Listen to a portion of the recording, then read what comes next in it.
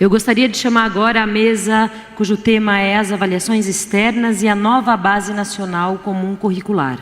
A mediadora é a Mara Suzane Romano Bergamo. Por favor, Mara, venha ao palco. Gostaria também de chamar a Marina Esfini, do INEP, Alicia Frejó Rodrigues, da Fundação Itaú, o David Boyd, gerente de educações da Fundação Lehman. Por favor, tomem seus lugares.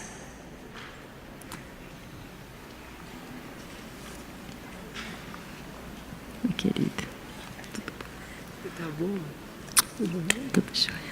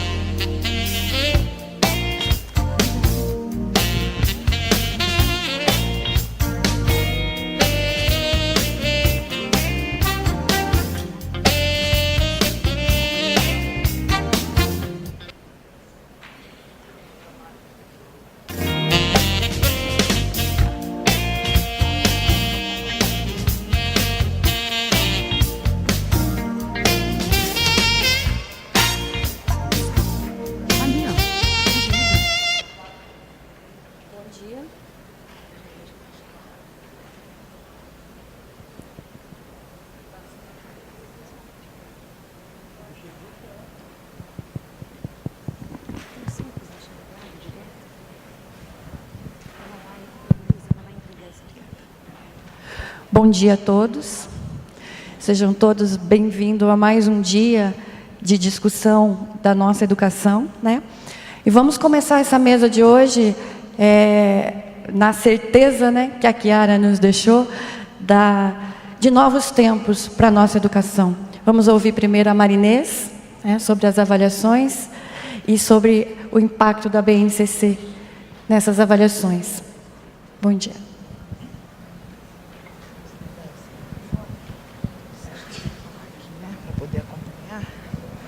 Trouxe uma apresentação, ela já está disponível, por favor.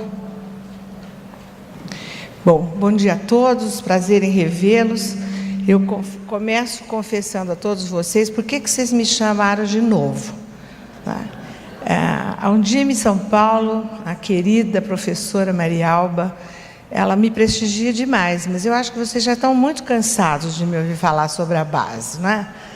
Mas eu espero que tenha algum secretário novo que nunca tenha ouvido aquilo que eu vou, mais uma vez, falar para vocês. Eu procurei fazer um misto de apresentações e os desafios que nós teremos lá no INEP, com o nosso sistema de avaliação da educação básica, para poder torná-lo um instrumento de implantação da base e do monitoramento da sua qualidade. Vamos começar falando um pouquinho que nós não estamos inventando a roda, não é?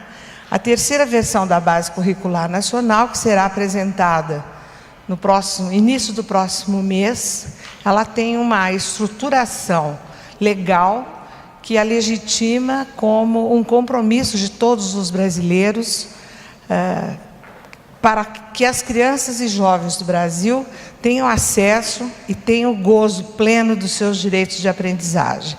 E nós temos isso já absolutamente assegurado na nossa LDB e precisamos fazê-lo sair do papel, este direito fundamental de crianças e jovens, não é? Nós temos a resolução número 4 da Câmara de Educação Básica do Conselho Nacional de Educação, que nos deu a arquitetura legal para que a base pudesse ser, então, desenhada, não é? O conjunto de conhecimentos, saberes e valores produzidos culturalmente e expressos nas políticas públicas são gerados nas instituições produtoras de conhecimento científico e tecnológico, no mundo do trabalho, no desenvolvimento das linguagens, nas atividades desportivas e corporais, na produção artística, nas formas diversas de exercício da cidadania, nos movimentos sociais. Vejam, esta resolução, ela é muito inspiradora para quando nós enfrentamos as dificuldades do dia a dia e temos que imaginar uma criança possível de ser dominadora, possível de ser capaz de assegurar a si própria este tipo de domínio do conhecimento, da realidade física, da sua própria vida, do seu próprio corpo, da sua expressão como pessoa e da sua formação como cidadão, né? Os preceitos mais importantes destas diretrizes dizem respeito a esse direito, como eu disse a todos vocês, a igualdade de condições. E lembre-se aqui da nossa perspectiva de integração de todas as pessoas, não é? As pessoas deficientes. Recentemente eu fui corrigida por uma grande autoridade no assunto, para a nova nomenclatura. Eu gostaria de lembrar aos senhores que as pessoas com deficiência, elas precisam ser atendidas na especificidade de sua deficiência para que se tornem iguais. Então, esse conceito de igualdade não significa tratamento igual, significa tratamento específico para que se tornem iguais. Essa é uma lição que nós ainda temos que aprender no trato diário, no acolhimento e principalmente no respeito e atendimento a essa diversidade.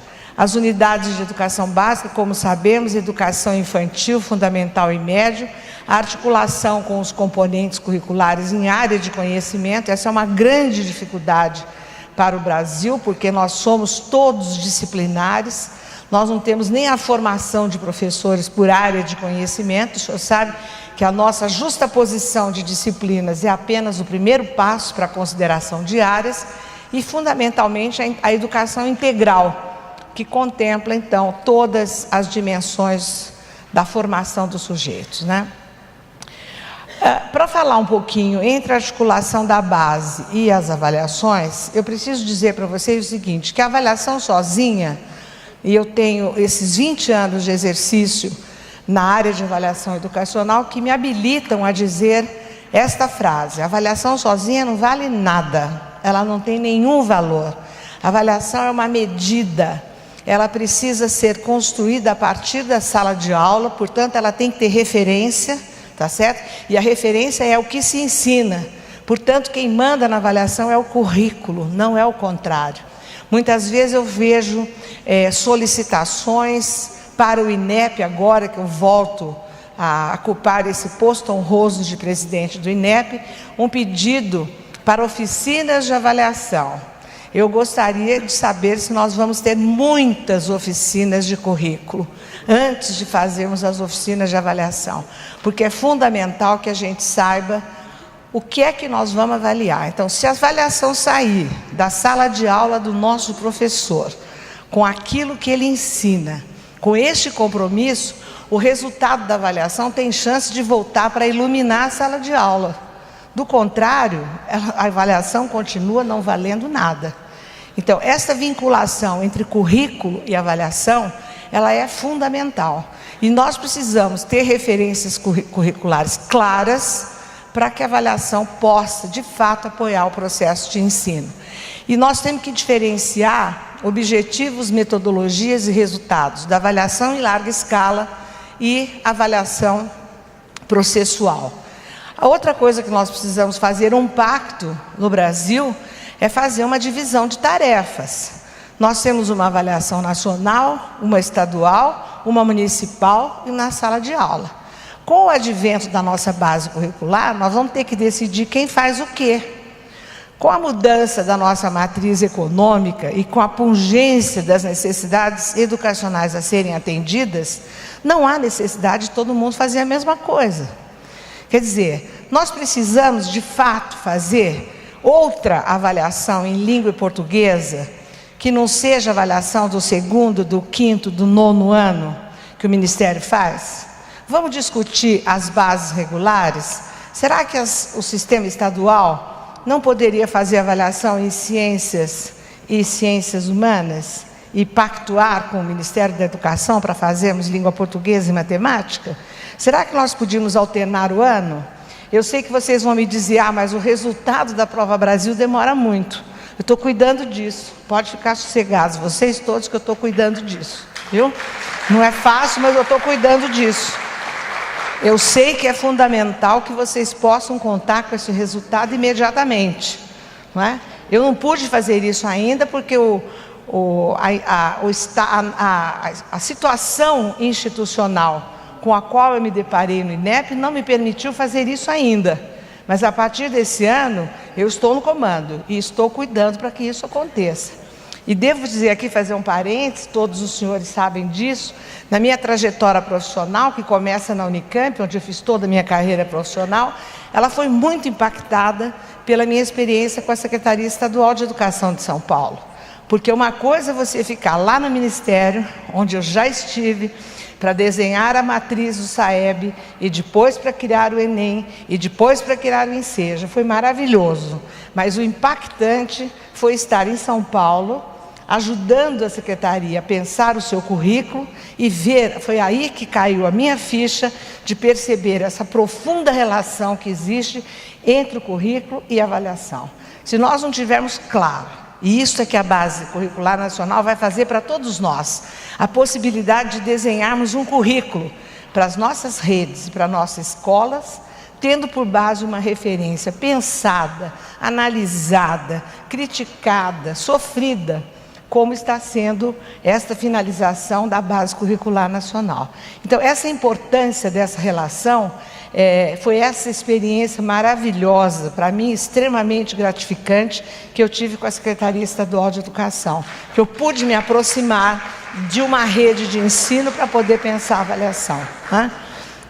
Então, essa perspectiva, eu acho que a base traz para nós. Então, vejam bem, no dia seguinte que a base estiver pronta, nós já temos que começar a pensar nessa nova articulação, não é? O que é avaliação em larga escala, gente? Essa é outra diferença que nós temos que fazer com bastante serenidade. Avaliação, por que é larga escala? Porque ela é grandona, tá certo? E ela oferece um tipo de resultado que não se traduz no cotidiano do professor. Então, vejam bem, quando vocês me pedem o apoio para eu ajudá-los a fazer uma oficina, é para vocês compreenderem o resultado.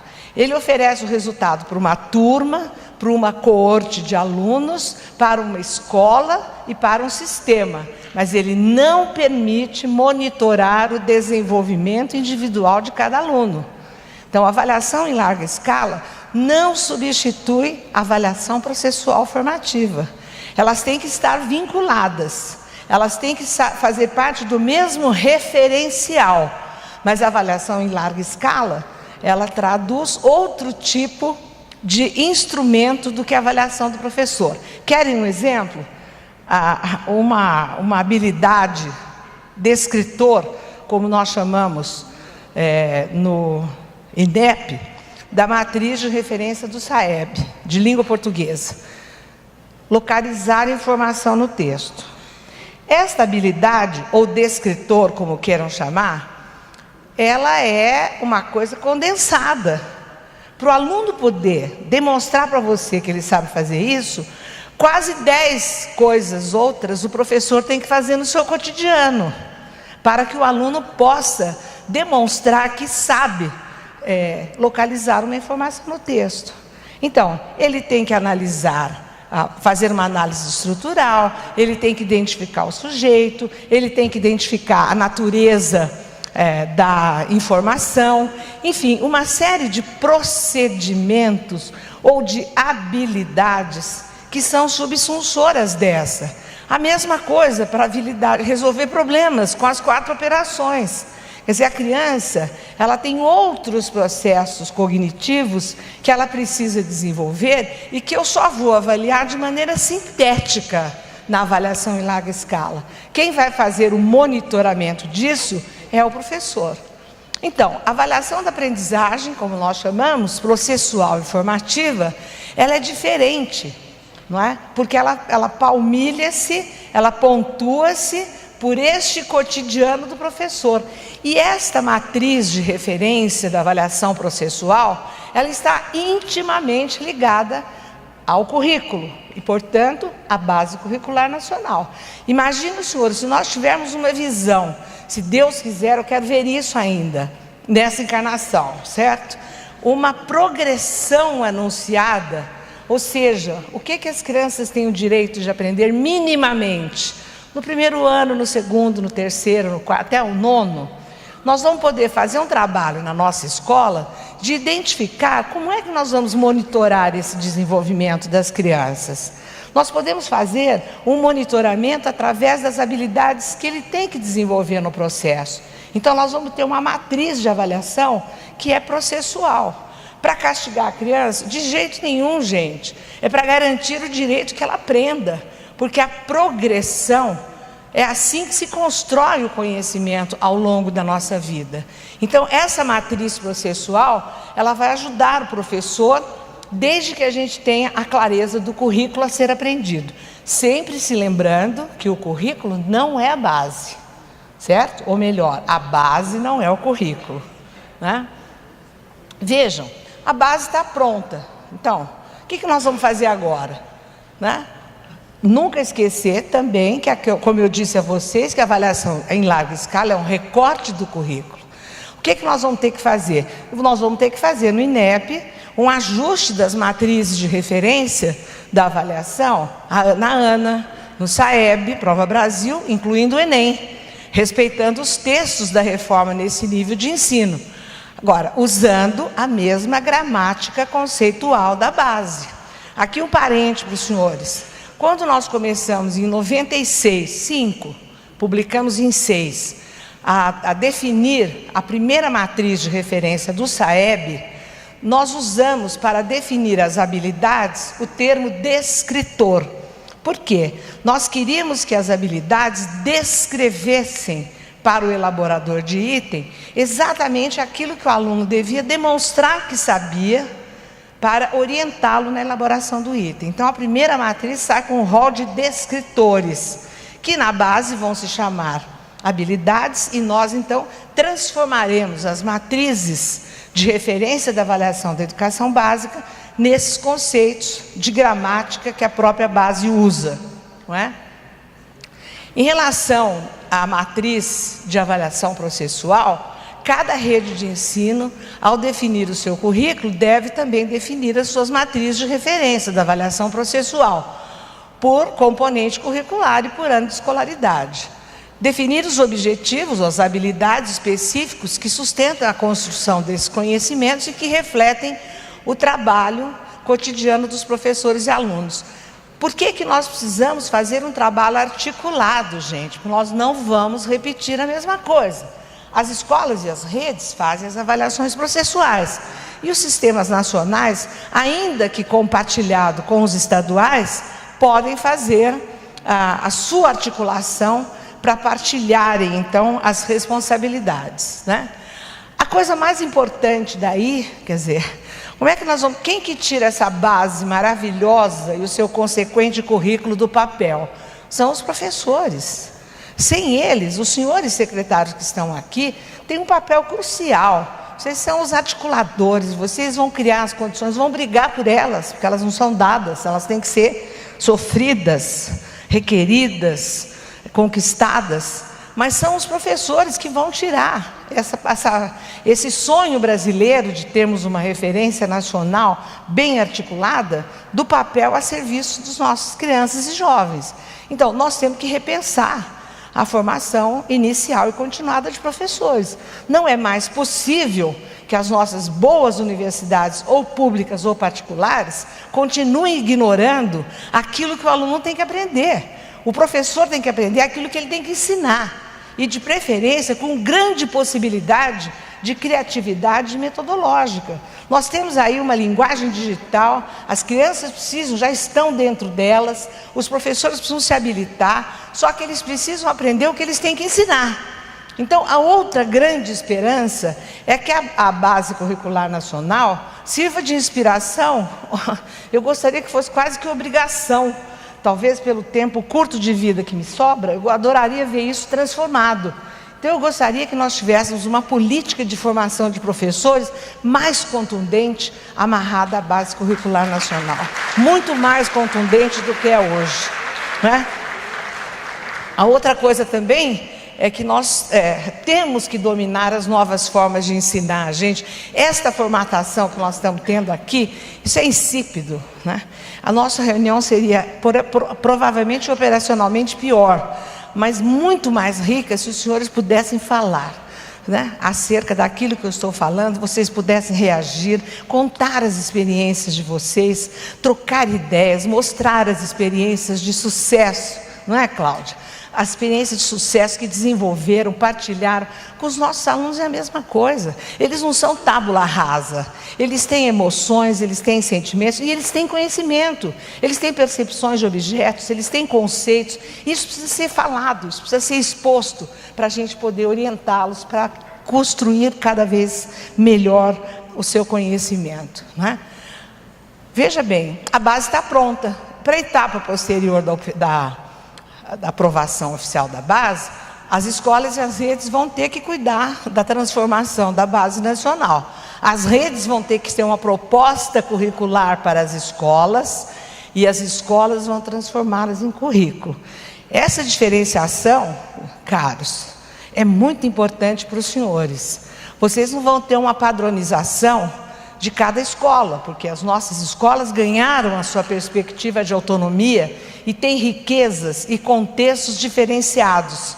Mas a rede tem que ter uma proposta que transforma a base em currículo, municipal ou estadual. Se puder ser articulado, melhor ainda.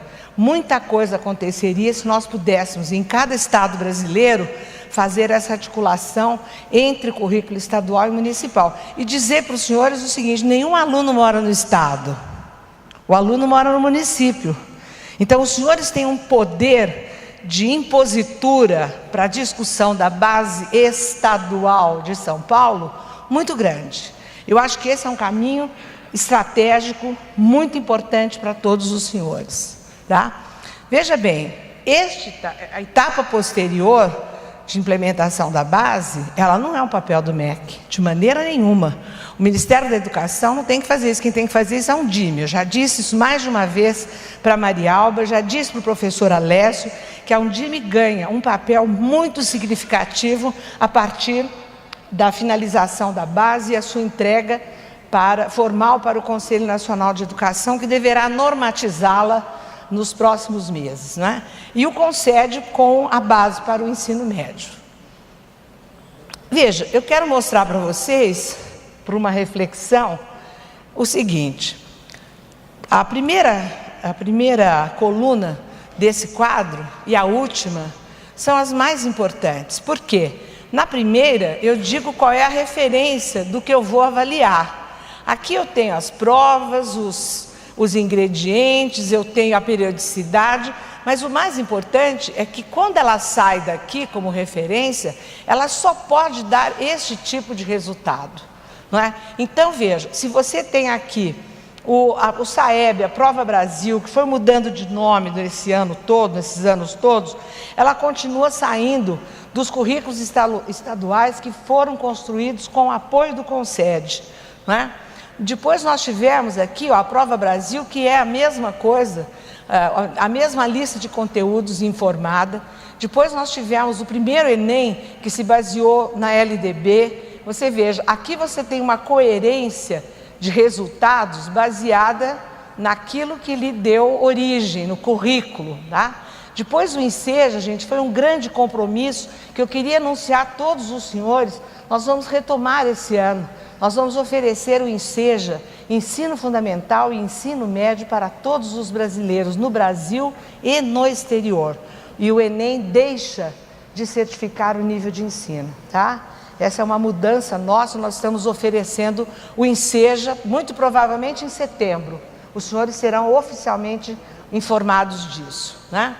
Bom, depois nós tivemos aí em 2009 a mudança do Enem, que faz uma mistura entre o Enem, o Enseja, e produz então o novo Enem, que passa a ter múltiplas significações, né? Múltiplas utilizações, muitas delas inadequadas.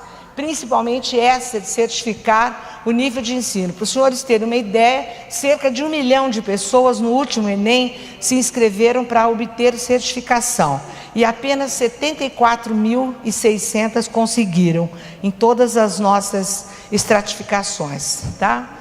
Então nós mudamos o Enem para de fato ele servir de luz para o ensino médio e continuar sendo acesso ao ensino superior, mas tendo como referência a reforma do ensino médio. Ainda neste ano não conseguimos mexer na matriz de referência do Enem, porque estamos aguardando e acompanhando e participando da base curricular do ensino médio, embora a reforma já tenha nos dado um pouco da arquitetura do que ele será já a partir de 2008. E finalmente o PISA, que como os senhores sabem, apoia bastante a nossa visão de avaliação desde o ano de 2000 e que traz aí uma visão excepcional para a avaliação de jovens de 15 anos do mundo todo, né? Veja, o que o INEP tem a oferecer para os senhores, né? Nós fazemos lá, nós temos um planejamento, a coleta de dados, um tratamento de dados, análise e divulgação. E temos à disposição de todos os senhores esse conjunto de documentos e de instrumentos. As matrizes de referência que mostram o que medir, a aferição da proficiência, que é a aplicação dos testes, a escala de proficiência com a interpretação pedagógica da medida, a coleta de dados e informações dos contextos pessoais de alunos e professores e a divulgação de informação, resultados, análise e sistemas de indicadores, não é? Os exames, gente, não são avaliação, isso é fundamental e é por este motivo que, a partir de 2016, já não divulgaremos o resultado do Enem por escola, porque o exame é do indivíduo, quem analisa a escola é o SAEB, tá certo? Então, nós não divulgaremos os resultados do Enem por escola já esse ano. A diferença é que o público-alvo são sistemas, instituições, né, na avaliação, a participação é censitária ou amostral, os resultados são agregados e os indivíduos não respondem ao mesmo teste. Aqui você já tem a explicação de por que é inadequado usar o resultado do desempenho individual do IDEB como avaliação individual. No exame, o público-alvo é voluntário, né? A participação é voluntária, o público-alvo são os indivíduos, os resultados são individuais e todos respondem ao mesmo teste, né? Bom, o SAEB, gente, como vocês sabem, é o sistema de avaliação da educação básica. Muitos dos aqui presentes e muitos ausentes que nos criticam, sempre me perguntam por que nós indicamos ao senhor ministro para ele revogar a portaria do SINAEB, que está previsto no Plano Nacional de Educação e que constitui, então, o sistema de avaliação da educação básica, né? Na verdade, nós já temos um sistema e ele vai ser consolidado desta maneira. Hoje ele está assim. No terceiro ano nós fazemos o ANA, no quinto e no nono a Prova Brasil, e no terceiro ano médio nós fazíamos até hoje uma amostra da avaliação do ensino médio. A partir de 2017 nós faremos a Prova Brasil, o SAEB, universal, tanto para a escola pública como para a escola particular. Então nós teremos um IDEB para cada escola do ensino médio do Brasil, tanto para a escola pública como particular, para substituir, então, a distorcida avaliação do Enem por escola, não é? Mais uma novidade é que nós vamos propor aos senhores uma correção, né, da ANA para ser aplicada no segundo ano e não no terceiro. Quer dizer, é só no Brasil que a gente admite que só aos 8 anos as crianças têm que estar alfabetizadas, né? Isso é uma falácia, isso atrasa, esse compromisso bastante estendido, atrasa o desenvolvimento das crianças, quando todos os países mais bem-sucedidos do mundo estão alfabetizando as crianças com 6 anos. Nós vamos querer que a avaliação, que a ANA, possa ser aplicada ao final do segundo ano, tá? Bom, a Prova Brasil, como os senhores sabem, nós tínhamos ali apenas no 5º ano e no 9º, e vamos aplicá-la agora universalmente também no 3º ano do ensino médio, né? Os nossos produtos, quer dizer, como é que nós divulgamos, né? Nós divulgamos o boletim de escola, temos um painel educacional para as redes, os sistemas de ensino, e temos relatórios, sinopses, estatísticas, e disponibilizamos os microdados. São esses aqui que a gente faz de maneira muito lenta em termos de resultado de avaliação. Eu quero ver, gente, se eu consigo este ano ainda fazer a divulgação da Prova Brasil sem o complexo de questionários, etc., imediatamente assim que a gente apurar o resultado das notas dos alunos, certo? Estamos tentando. Aqui tem um exemplo, não é, disponibilizado, o boletim da escola, que a maioria dos senhores já conhece, o boletim da Ana.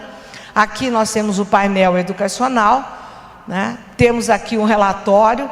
Os senhores devem estranhar que há muitos anos, desde 2002, quando deixamos o Ministério, a Prova Brasil, o SAEB, não tem relatório e nem o Enem. Nós pretendemos retomar e fazê-lo de maneira palatável, de tal forma que vocês possam acompanhar o desenvolvimento dos analistas na reflexão que eles fazem acerca dos dados, né? No nosso portal de microdados que a gente disponibiliza pelo INEP, né? E além disso, eu convido todos vocês para frequentarem aí a nossa página, não é, disponibilizada, que estamos cada vez mais aprimorando para ficar mais perto dos senhores. Então, mais uma vez, Maria Alba, a quem eu estimo muito e quem cumprimento pela belíssima gestão frente à Undime de São Paulo, muito obrigada a todos vocês, eu estou à disposição para esclarecimentos. Obrigada, professora Marinês. Gostaria de falar em nome da Undime, que você é e sempre será convidada, né, pela sua experiência, que nos tranquiliza nesse caminho que nós temos que seguir. Obrigada. E agora nós vamos ouvir a Alicia Frejo, da Fundação Itaú e Oficina Municipal. Por favor, Alicia. Bom dia a todos e a todas. Eu gostaria, em primeiro lugar, em nome da Fundação Itaú Social e da Oficina Municipal, que é uma escola de gestão e cidadania de São Paulo, agradecer à direção da Undime pelo convite, cumprimentar os colegas da mesa e cumprimentar todos os gestores que estão aqui e que têm sobre a sua responsabilidade a política pública de educação dos municípios paulistas.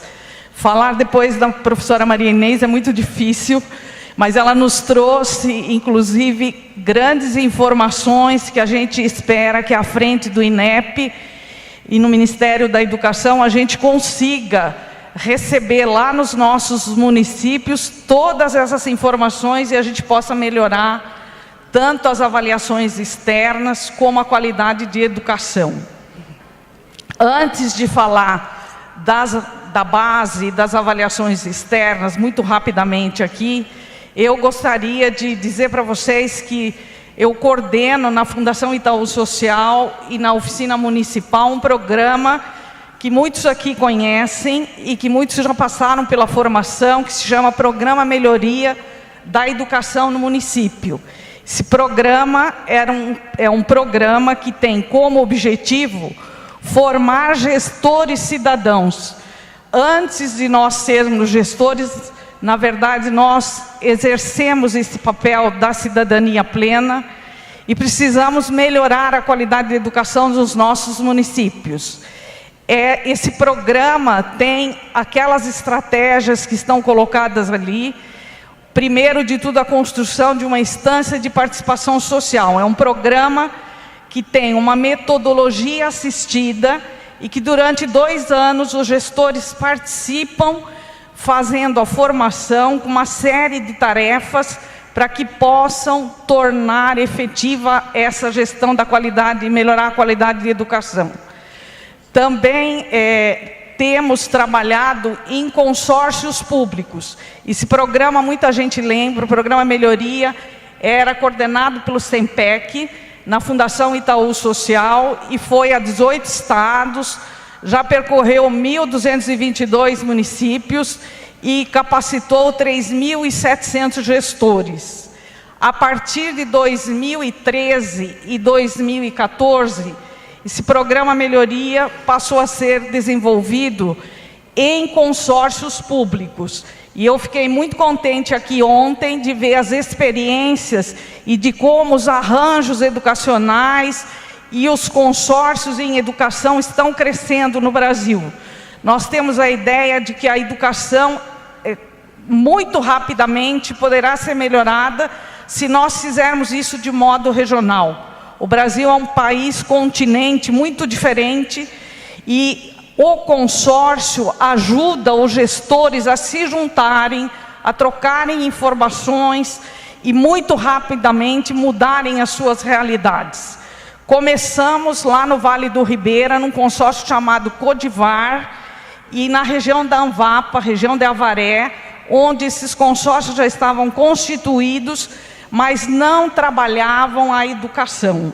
E nós fomos com a formação e, na sequência, esses consórcios passaram a ter uma Câmara Técnica de Educação. Esse ano de 2017, a gente está fortalecendo essas câmaras técnicas. Há gestores aqui nessa plateia que participam dessa ação e que já viram melhorar os indicadores da sua região. Em 2015 e 2016, nós trabalhamos num consórcio chamado CIVAP, aqui em São Paulo, no estado de São Paulo, e no estado da Paraíba, que se chama COGIVA.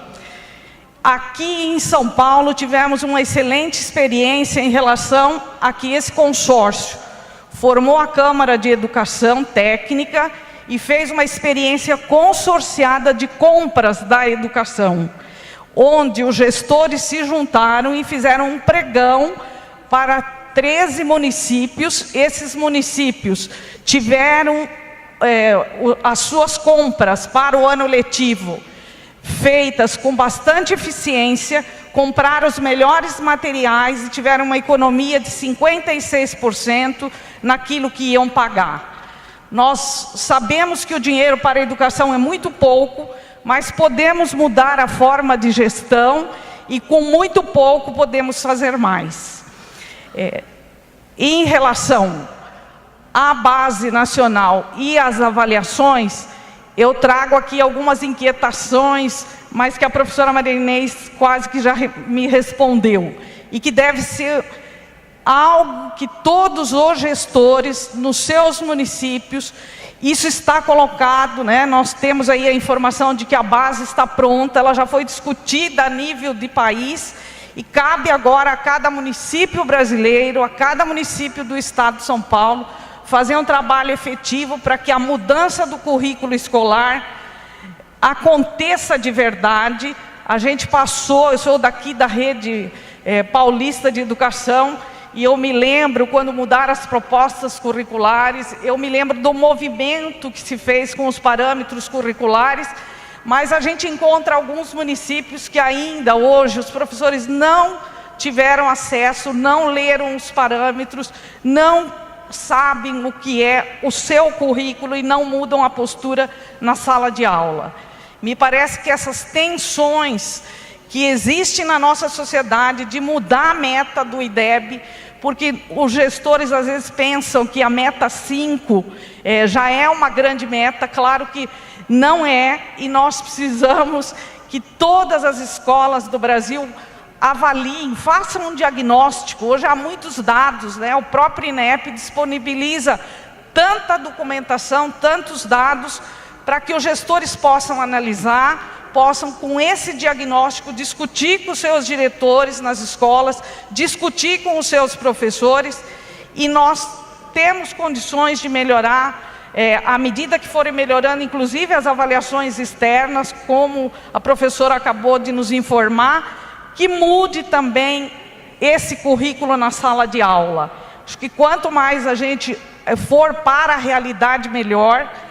Há também uma expectativa muito grande nos municípios, a gente sente isso quando fala com os gestores, de que mude a formação de professores e que a mudança seja tanto na formação inicial, como na formação em serviço, na formação com esses professores que estão hoje na sala de aula, estão na docência. Com isso, nós vamos fortalecer com certeza a autonomia da escola.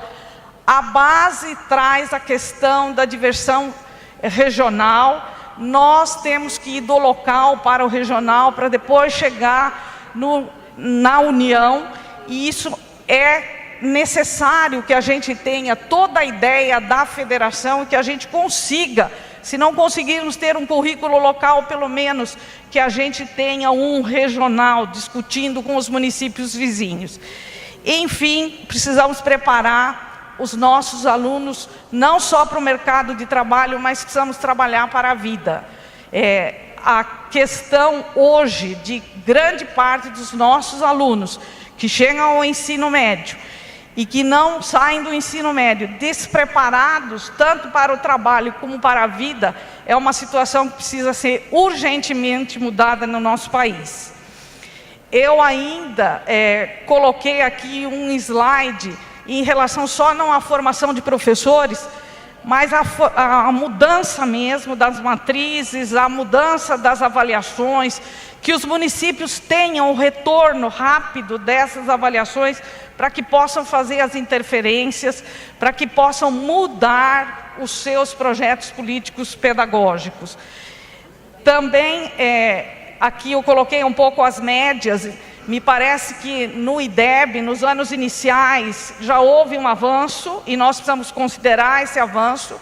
A média de 2015, a nível de Brasil, é 5,3, dos anos finais é menor, e do ensino médio é 3,5, que é muito baixa.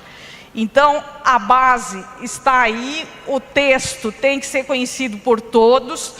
Na verdade, a base é um documento normativo que traz como referência muito o que ensinar, e o que ensinar para todos os alunos brasileiros que estão lá garantidos no texto, já da LDB, que faz 20 anos e que realmente devia ter já feito um grande serviço a esse país, mas as mudanças na educação são lentas e precisamos, na medida do possível, trabalhar com muito afeto para que a gente possa, talvez, olhar para as diretrizes da educação básica, olhar para as diretrizes da educação infantil. Ontem a professora Zilma esteve aqui e nos colocou o que deve mudar já na educação infantil, que é a porta de entrada da escola deste país, e que dê esse pacto pela infância. Cabe a cada gestor que está aqui no seu município, de modo trabalhar o mais que puder para que a gente possa melhorar a escola na ponta e a educação básica como um todo. Eu finalizo dizendo que também a base traz os temas que são especiais e que nós já passamos durante os parâmetros pelos temas que eram transversais e muitas vezes ficaram esquecidos, porque a formação precisa acontecer para depois a gente poder trabalhar de modo contínuo isso na escola. Por fim, dizer a vocês que está na mão de vocês, as mudanças do currículo têm que chegar aos professores lá na ponta da escola. Se a gente não conseguir fazer esse trabalho, muito difícil vai ser mudar a educação brasileira. Nós, nos consórcios, vamos fazer todo o esforço de que as câmaras técnicas tenham, nesse ano de 2017, esse grande objetivo: mudar o currículo da escola. Muito obrigada. Obrigada, Alicia. Obrigada. Vamos passar a palavra agora para o Davi, né? Isso. Davi. Obrigado. Ele se apresentou como Davi David, da Fundação Lehman. Por favor. Obrigado. Muito obrigado. Eu agradeço muito a Undime São Paulo o convite de estar aqui. É uma grande honra para mim. É uma honra também compartilhar o palco com a professora Maria Inês, que já tanto contribuiu para a educação deste estado e deste país. Eu sou Davi, o David. Sempre começo esclarecendo o meu sotaque. De nascimento eu sou da Austrália, de coração do Brasil, mas apesar de vários anos aqui, nunca consegui me livrar desse meu sotaque. Eu sou da Fundação Lehman, mas eu estou aqui hoje representando o Movimento pela Base, uma organização de 65 professores, gestores, acadêmicos e fundações da sociedade civil que há 4 anos atua a favor de uma base nacional comum curricular de qualidade para o país. Eu preparei uma apresentação, eu vou correr um pouco, inclusive pulando algumas lâminas que já foram contempladas pelas minhas colegas aqui, mas vamos disponibilizar depois para quem quiser ler com mais calma. Em uma fala um pouco mais básica, para ser sincero, para quem estiver chegando agora nessa questão da base. Então eu peço a paciência de quem já está bem inteirado do assunto. O que é essa base? É a definição coletiva pela sociedade brasileira sobre as aprendizagens que deveriam ser garantidas para todos os alunos. Uma vez identificadas essas aprendizagens, a base as distribui ao longo dos anos da educação básica numa sequência e num ritmo que favoreça a aprendizagem dos alunos. A base será obrigatória, mas base não é currículo. A base precisará ser detalhada e complementada com conteúdos e prioridades locais no currículo, pelas redes e pelas escolas. E é muito importante frisar também que a base não é de nenhum governo, não é de nenhum partido. Vem de uma demanda do setor de educação, da sociedade civil, passou a ser política do Estado e assim é uma produção coletiva do país. Por que a base? Porque ela é lei, isso é importante também, mas também porque ela é uma grande ferramenta a favor da equidade e da qualidade da educação. Acho que as minhas colegas já mencionaram que a base está prevista na Constituição, na Lei de Diretrizes e Bases, nas diretrizes curriculares nacionais e no Plano Nacional de Educação. Mas ela favorece bastante a equidade no país, porque ela diz o que todo aluno brasileiro tem o direito de aprender, todo aluno desde Rio Grande do Sul até o Amapá. É uma grande afirmação ao trazer objetivos de aprendizagem para todos os alunos, objetivos de aprendizagem iguais para todos os alunos. É uma afirmação nossa como país de que vamos trabalhar para que cada aluno possa atingir esses objetivos independente da condição socioeconômica ou geográfica. É uma ferramenta importante para a qualidade da educação em que permite que podemos alinhar o sistema educacional a favor de objetivos comuns. Se a gente tiver claro o que queremos que todo professor trabalhe na sala de aula, podemos preparar melhor esse professor para essa tarefa. Podemos alinhar os currículos, a formação inicial, a formação continuada, os recursos didáticos e as avaliações locais e nacionais a favor desses objetivos comuns. Como a base foi construída? Uma vez que entrou no Plano Nacional de Educação, o Ministério de Educação chamou um grupo de redatores composto por professores das universidades federais e por professores de sala de aula, que foram indicados pela Undime e pelo CONSED. Esse grupo elaborou uma primeira versão da base que foi para uma consulta pública.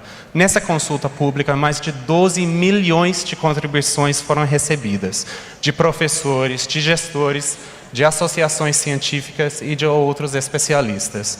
Todas essas contribuições foram sistematizadas e voltaram para o grupo de redatores, que elaborou uma segunda versão. Essa segunda versão também foi para uma rodada de consulta pública.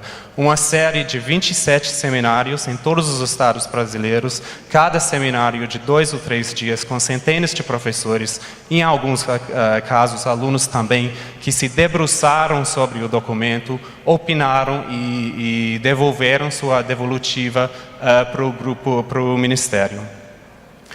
O Ministério chamou um novo grupo de redatores que agora está analisando, finalizando sua análise de todas essas contribuições e também pareceres de especialistas nacionais e internacionais para fechar a última versão do documento que daqui a pouco, em abril, segue para o Conselho Nacional de Educação, que vai analisar o documento e realizar audiências públicas em todo o país. Então, mais uma oportunidade para a sociedade civil contribuir na construção desse documento. Seguindo para o Conselho Nacional de Educação, o Conselho já se comprometeu publicamente a tentar concluir sua análise até o final desse ano, para que a base possa entrar na sala de aula no ano letivo de 2019. Ou seja, a gente tem um pouco mais do que 1 ano e meio para nos preparar para esse grande desafio de implementação. O Movimento pela Base vem pesquisando experiências de implementação de documentos curriculares aqui no Brasil, também fora, experiências bem-sucedidas e também alguns fracassos. E a gente conseguiu identificar 5 etapas ou 5 frentes essenciais para uma implementação eficaz: comunicação, atualização de currículos locais, formação de professores, alinhamento de materiais didáticos e alinhamento de avaliações. A comunicação é fundamental. Quando a gente fala com os nossos parceiros internacionais, todos de voz unânime falam que eles subestimaram o desafio de comunicação. Comunicação da Secretaria para a sua comunidade, mas acima de tudo, comunicação para os professores, para que eles entendam o que vai mudar, quando que vai mudar e qual apoio eles terão para implementar essas mudanças.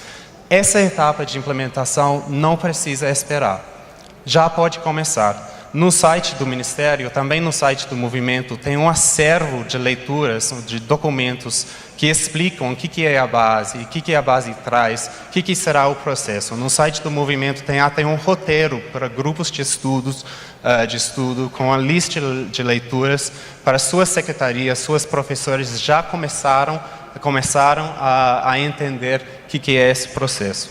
Segunda etapa, a revisão do currículo local, ou se não tiver currículo local no seu município, a importância de procurar o Estado e outros consórcios e participar do processo de criação de um currículo que reflita sua realidade. A formação de professores, provavelmente essa etapa fica para 2018, mas já é importante começar a pensar o formato dessa formação de professores. Já está amplamente comprovado que o modelo tradicional de formação de professores, em que a gente manda os professores para uma palestra de um dia longe de escola, não funciona, não leva a mudanças na sala de aula, não leva a melhorias na aprendizagem dos alunos. Com SED e Undime começaram agora há pouco um trabalho bem interessante de desenvolver sugestões e recomendações para as redes sobre que tipo de formação continuada de fato é eficaz. O alinhamento de recursos didáticos, é importante frisar sempre que recursos didáticos não sempre precisam ser documentos impressos.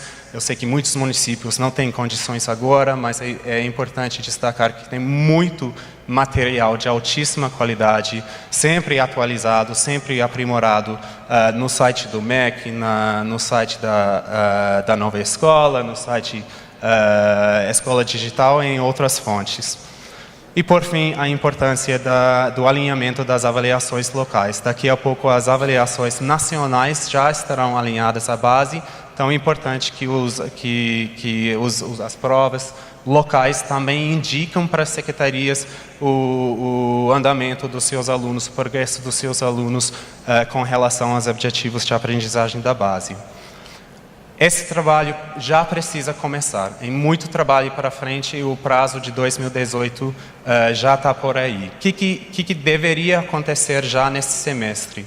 Identificar nas suas secretarias uma equipe responsável pela base. E, se for possível, uma equipe multidisciplinar, incluindo os responsáveis pela comunicação, pelo currículo, para a formação dos professores e outros, para que essa equipe já possa começar a se inteirar, de fazer essas leituras e conhecer bem o que é a base e quais as mudanças que ela vai trazer.